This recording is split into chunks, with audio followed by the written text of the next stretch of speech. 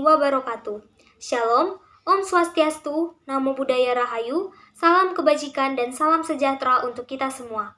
Perkenalkan, nama saya Raindita Padang dengan NIM 21510030111151 dari jurusan Teknologi Industri Pertanian, Fakultas Teknologi Pertanian, Universitas Brawijaya.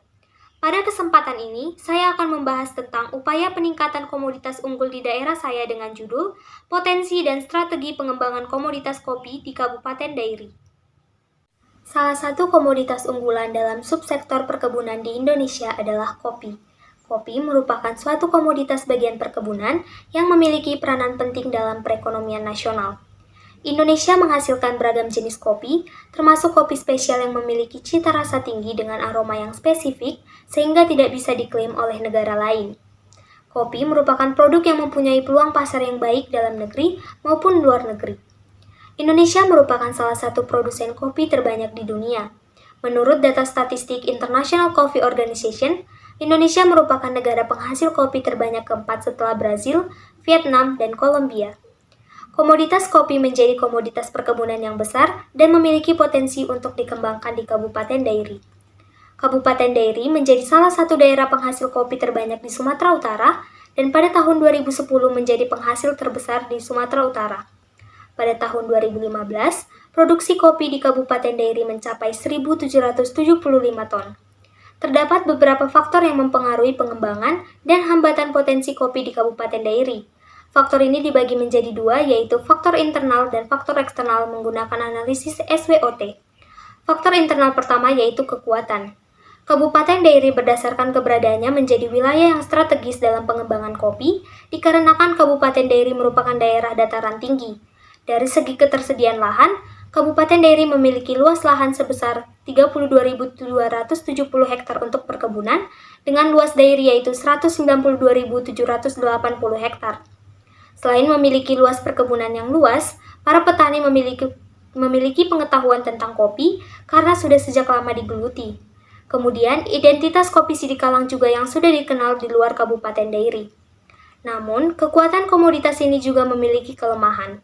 Kelemahan tersebut adalah para petani kopi masih menggunakan peralatan tradisional karena masih merasa belum sanggup untuk memanfaatkan teknologi. Selain itu, modal juga merupakan hal yang selalu berpengaruh, yang mana para petani yang ada di Kabupaten Dairi kekurangan modal untuk menambah lahannya. Kemudian, kualitas SDM yang masih tergolong rendah, sehingga dalam bertani juga masih menggunakan metode yang diwariskan oleh orang tua, sehingga perlu adanya peningkatan produktivitas. Faktor selanjutnya yaitu siklus pemasaran kopi yang kurang maksimal, sehingga banyaknya alur mengakibatkan harga kopi yang dihasilkan para petani kurang maksimal, serta hama dan penyakit pada tanaman kopi yang masih kurang dikendalikan, sehingga saat panen terjadi kerusakan yang dapat merugikan. Pada faktor eksternal, dibagi menjadi peluang dan ancaman. Peluang pada komoditas ini yaitu otonomi daerah yang mampu memberikan perhatiannya pada pengembangan komoditas kopi, pasar yang masih terbuka baik secara domestik dan luar negeri bagi komoditas kopi, munculnya berbagai fasilitas kredit UMKM oleh lembaga keuangan yang mampu dimanfaatkan untuk modal dalam peningkatan produksi kopi. Kemudian, pada bagian ancaman terdapat beberapa faktor yang mempengaruhi, yaitu lahan kopi yang dialihkan dengan komoditas lain yang dianggap lebih menguntungkan, sehingga jika ini berkelanjutan, dapat mempengaruhi jumlah produksi kopi di wilayah dairi. Kemudian, perkembangan kopi juga selalu terjadi yang dapat menyebabkan munculnya berbagai produk kopi dari wilayah lain yang menyebabkan penurunan harga. Kemudian, terjadinya fluktuasi kopi atau kondisi di mana panen kopi yang banyak menurunkan nilai jual kopi yang mengakibatkan kerugian bagi para petani. Sehingga, melalui faktor di atas, diperlukan strategi atau upaya pengembangan kopi di Kabupaten Dairi. Strategi yang dapat dilakukan pada faktor internal yaitu, pemerintah perlu melakukan himbauan berkelanjutan agar para petani tetap menanam kopi, dikarenakan kopi merupakan tanaman yang agroklimatnya sesuai dengan lahan dairi dan diakui oleh luar dairi.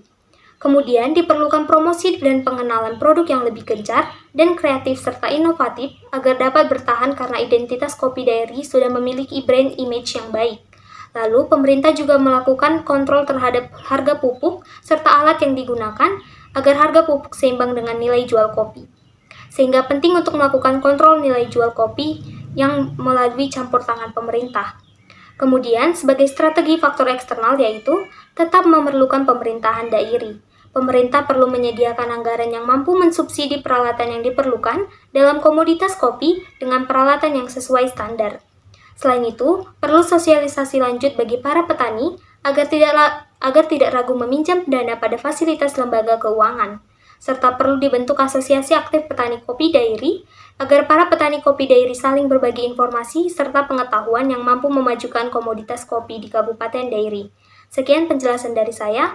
Jika terdapat kata yang salah, mohon dimaafkan. Terima kasih.